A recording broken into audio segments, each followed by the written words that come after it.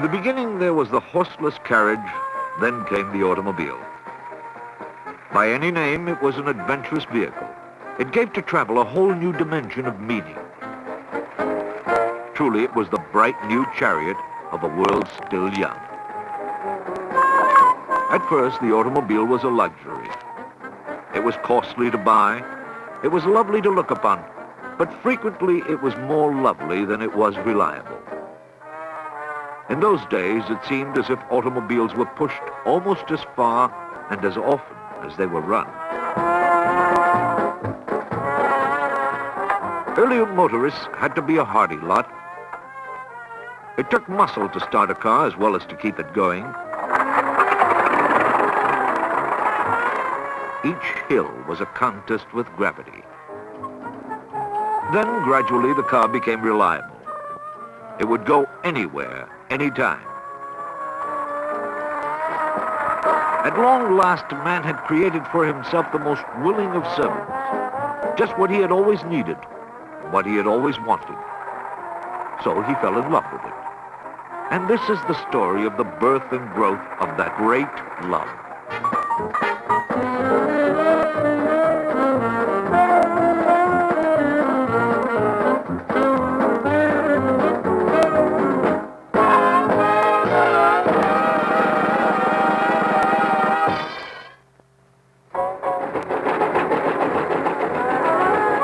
Much of the story of man's progress lies in his conquest of distance. Even in the 1890s, it was still one of his major challenges. At that time, railroads were the most advanced means of transportation. America enjoyed the most extensive railroad service in the world. Lines crisscrossed most of the nation. They were the backbone of a flourishing economy. And yet, in so vast a country, even railroads had a limited use. Great stretches of America lay beyond the reach of the rails. In the 1890s, America was still a sparsely populated land. More than one-half the population lived on farms.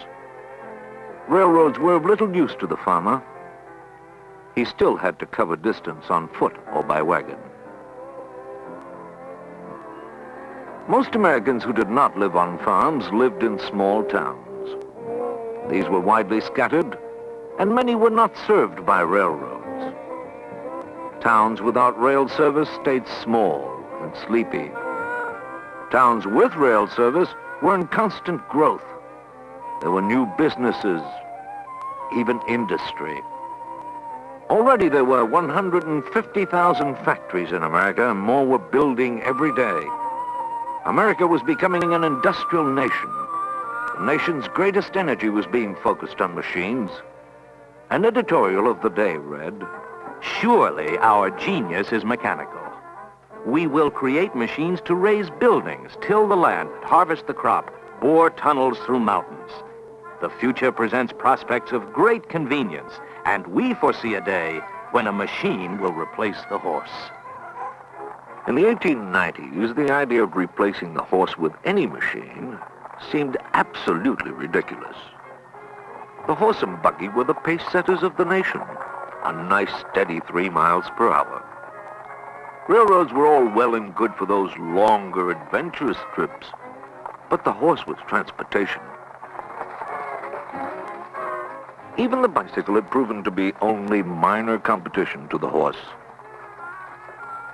Bicycles were popular with the young, with the sports, with the less affluent, but for comfort and convenience and for prestige, in the 1890s there was nothing to compare with a smart buggy and a good horse. And yet, even then there were people hard at work plotting its downfall.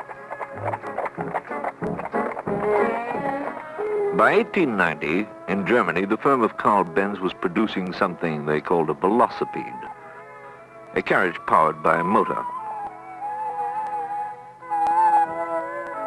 It was the world's first successful motor car, capable of doing 13 miles per hour over paved roads. In France, a motored tricycle was being developed, the Didion Bouton. Its inspiration had been a child's toy. One mounted it, pedaled vigorously until the motor ignited, and then coasted up to a heady 20 miles per hour. Given a paved surface, that is. It was Europe's availability of paved roads which generated so much interest in the motor car, especially in France. America, too, had its inventors, each with his own ideas of what a horseless carriage should be. One of them was a young farm boy named Henry Ford. In 1896, Ford drove his strange machine around the streets of his Detroit neighborhood. No one was overly impressed. The horseless carriage might be an interesting gadget, but what was it? A box on wheels.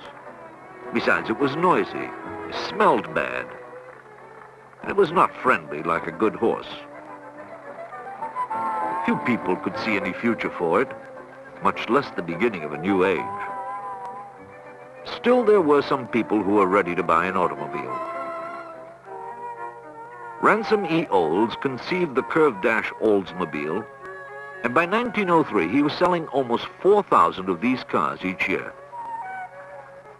One purchaser said, "There is no sensation quite like that of piloting a motor car.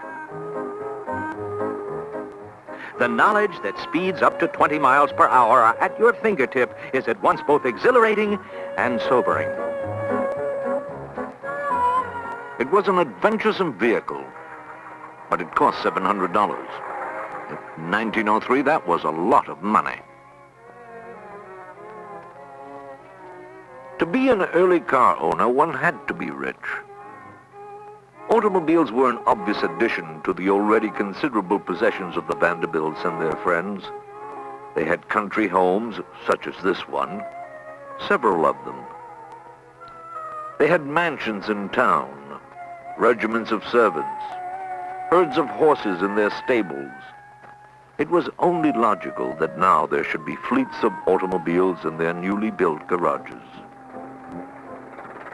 In fact, by the early 1900s, both automobiles and their riders were the subject of society editors' notes, such as these. To view a cortege of members of the 400 in their automobiles is a blaze of glory.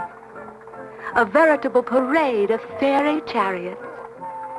There is nothing so regal and at the same time disengagingly charming as the sight of elegance ennobling what could otherwise be only crude modernity. All of which may have been true so long as the chariots limited themselves to the well-kept roads of the vast estates. Outside, they were in a wider world. American roads were truly democratic, respecters of no one's social standing. They punished the traveler with absolute impartiality. When they were dry, they were a maze of ruts and a dust factory. When they were wet, everyone should have stayed at home.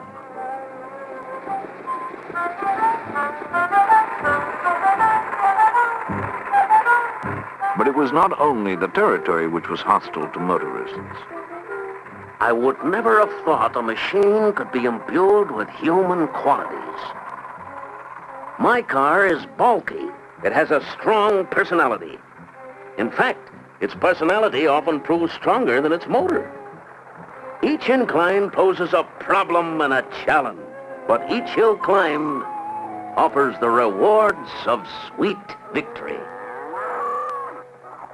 Automobiles were most unpopular with the country folk. Automobiles were for the rich and the city slicker.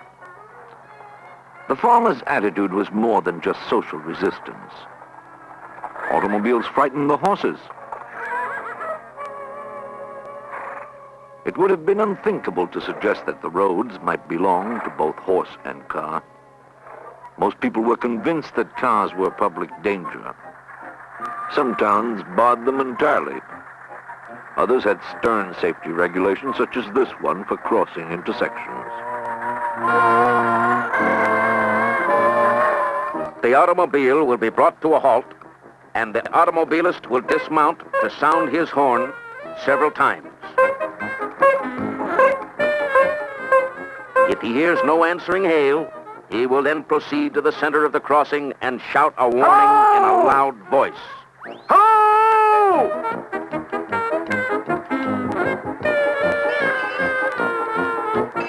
Following this, he will sound a bell or gong so loud and so long as to make certain it can be heard.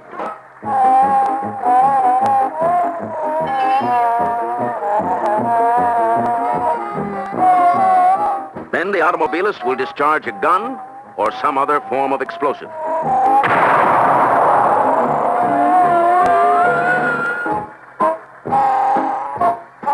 After which, having carefully observed in all directions, if there are no answering hails, he may proceed with utmost caution.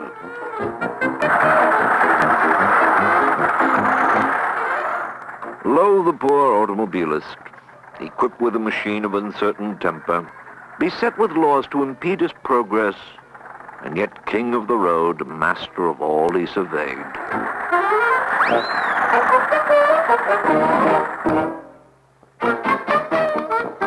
The early motorists required patience, self-reliance, good physical condition. Starting a car was a test of strength. In the early 1900s, there were no gas stations, few garages.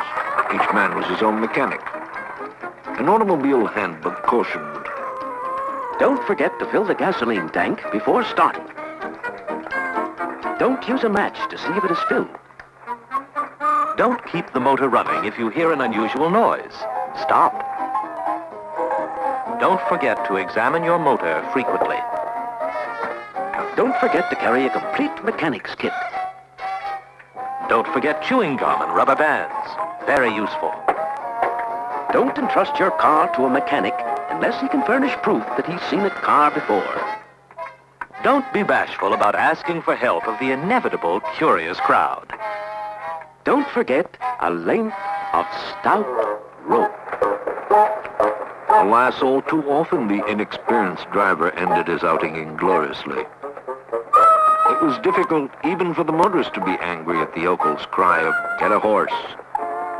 Frequently it proved to be friendly advice. But the motorist was a firm believer. He may have had his disappointments, but he never doubted. As yet, one could not talk of an automobile industry. There were some 75 separate manufacturers, and each one was a custom craftsman. You could have anything you wanted: bucket seats, a breakaway steering wheel, any color, any finish, choice of leather for upholstery, any amount of brass. They were beautiful. Each manufacturer had his own pet ideas. This Adams Fowl of 1906 offered the driver the easy possibility of guiding his car from either the back or the front seat. This was thought particularly useful to automobile owners with excessively talkative wives or friends. The company's slogan was, "It spins along." If you disliked the smell and noise of gas engines, there were the Stanley steamers. Silent, odorless, easy to refuel. Just pull up to any hot off and dip in. It was a simple process. It had to be, because the car did only 1 mile to each gallon of water. The steamer was slow to start and a little complex to maintain. But it was silent, and it was spotlessly clean, and it had any amount of power and speed.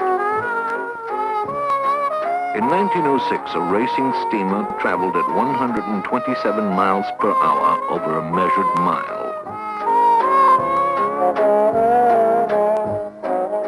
For the ladies, there was the foolproof 1,000% safe electric car. It was a tiny salon on wheels with the driver on the back seat in a position of conversational dominance.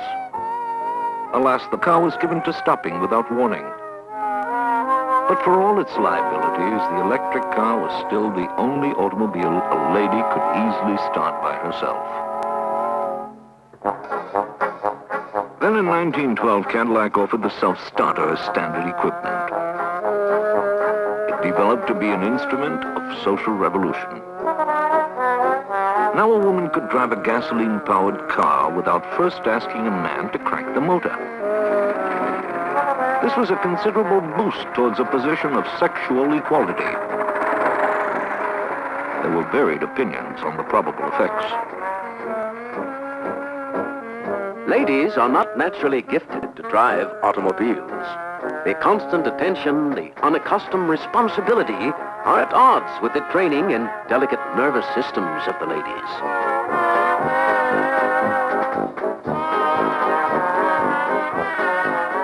The automobile offers woman the first independence of mobility she has ever had, and we intend to use it. The battle of the sexes already is lost. It is only a question of time. The woman will get the vote. The woman will choose the family car. She will decide where it should be driven and when and even how. Eventually, she will do the driving herself. One hopes she will allow us to ride along. Since time immemorial, the ability has been given to women to grace whatever man has managed to fashion. The automobile can only benefit by our influence.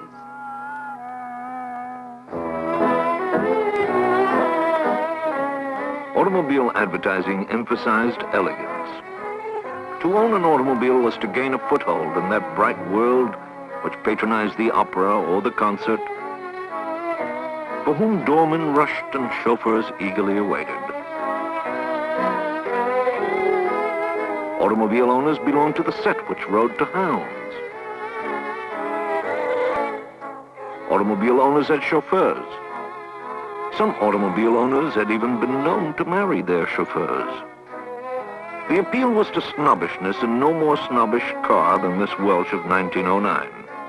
Its makers advertised, This automobile is for the man who recognizes the need for a chauffeur, but who occasionally likes to take the wheel himself.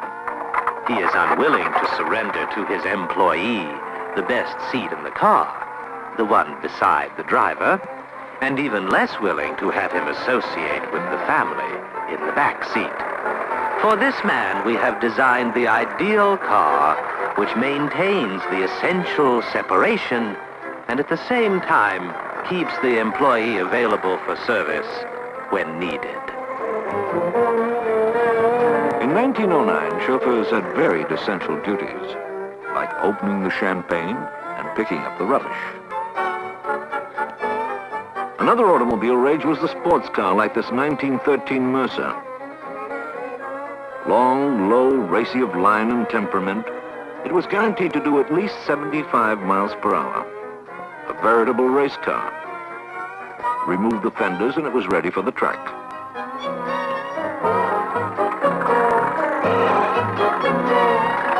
In those days, hardy bands of motorists ventured out into the land on what were called raids, or tours. Of these, the most famous was the Glidden Tour, which each year offered a handsome trophy to the car which performed best. But the trophy was secondary to the pleasure and the excitement, and the missionary spirit which these motorists brought to popularizing the car and the need for better roads. By 1913, the car was becoming quite a dependable machine. It had improved ignition. There were self-starters, more reliable steering gear. Tires were easier to change. Better tires were available. There were even windshields. Some cars had taillights. True, at times, even these modern innovations did not prove enough.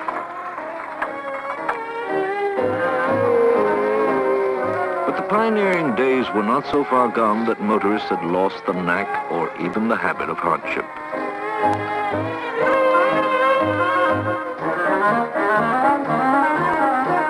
Obviously, the automobile was here to stay. There was much doubt as to its position in society. It was still so expensive. But to the motorist of 1913, it was enough that he was in a sturdy automobile with a wide world before him.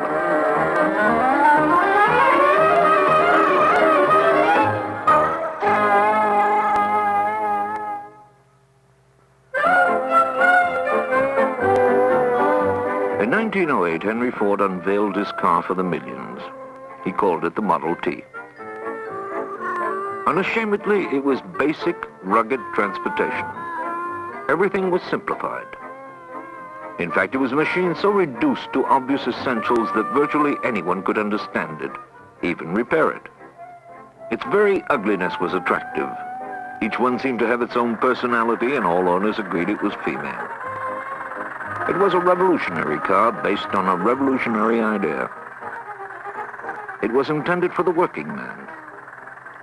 At that time, it was unthinkable that anyone who earned the national average wage of $2.50 per day might also be a car owner. But that was what Ford intended. In 1908, a Model T cost $850.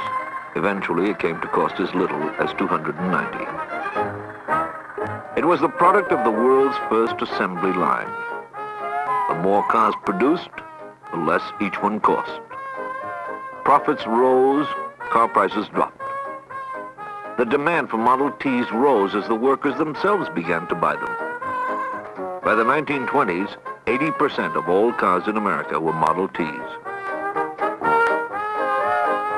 The Lizzie seemed eternal. It had lost all its brass. It came only in black. By the time it was retired in 1927, there were 15 million of them in a world they had much changed.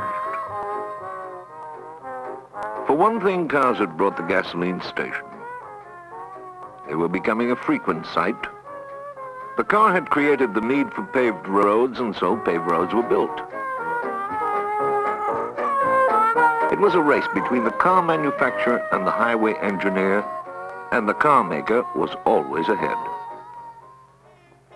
The face, the very texture of society had changed. Take the farmer, that ancient and determined foe of the motor car and the early motorist. Now he too was an automobile owner. A social study of the day reported, The days of the farm horse are numbered. Increasingly, the horse is being put out to pasture as the new automobile takes over most of its functions. Farmers today drive their flivvers to town. If it came down to a choice between the bathtub and the car, there's no question which I'd choose. You can't drive a bathtub to town. It is already obvious that the increasing use of automobiles will change the face of all rural America deeply, and much more than one can prudently foresee.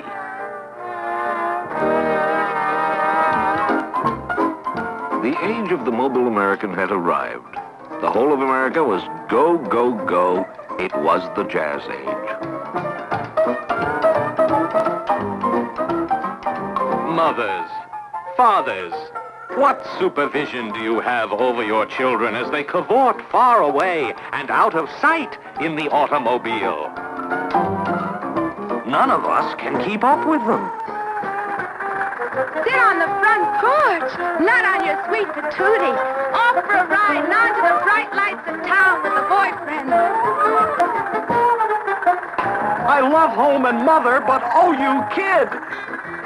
Rocking chairs are for the old folks. Yowee!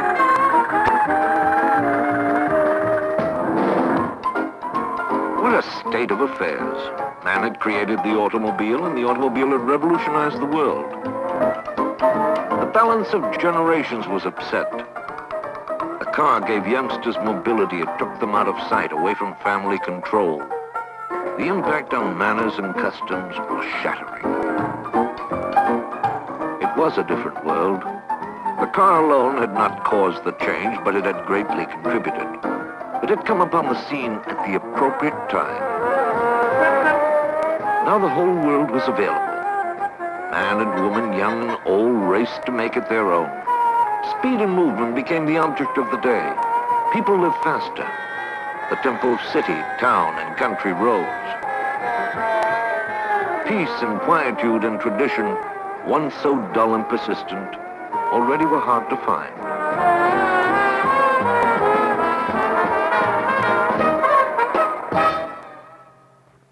By the late 20s, people wanted more than rugged dependability in their cars. The day of the Model T was done. Buyers wanted a choice of colors, different body styles, a choice of accessories, all this, and cars they could afford. But for some, there was still an appeal in elegance. Prestige cars strove for it, custom craftsmen guaranteed it. One could have footmen, interiors with desks, a bar, as in this Bugatti Royale. One could be sporting and elegant with a Duesenberg. One could race impeccably in this SSK Mercedes.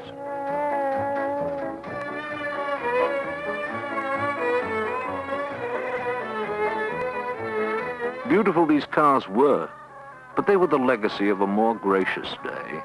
The modern roads belonged to the mass-produced machine. And how these grew in numbers. Now the volume of car sales was the barometer of our economic well-being. The automobile was not only a convenience, it was an essential. America, it seemed, moved only on wheels. Man could say that he had conquered the challenge of distance. Of course, in the process, he had created a problem of space, even one of time, the time it took to get there. In 1900, there were only 150 miles of paved roads in all America. Today, we have almost 4 million miles, a mile of road for every square mile of land, and they are not enough. There are more than 100 million vehicles in America. 4 out of every 5 adults holds a driver's license, and still a car is every youngster's dream.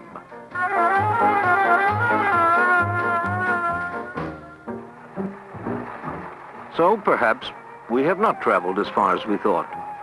Man's greatest voyages are not those he makes upon the road, but those he dreams of in his mind. The grass still is greener on the other side of the hill, the road a lure to our imagination. We're a nation of nomads. The car has merely given us the means easily to wander. How beautiful they were in their fragile imperfection.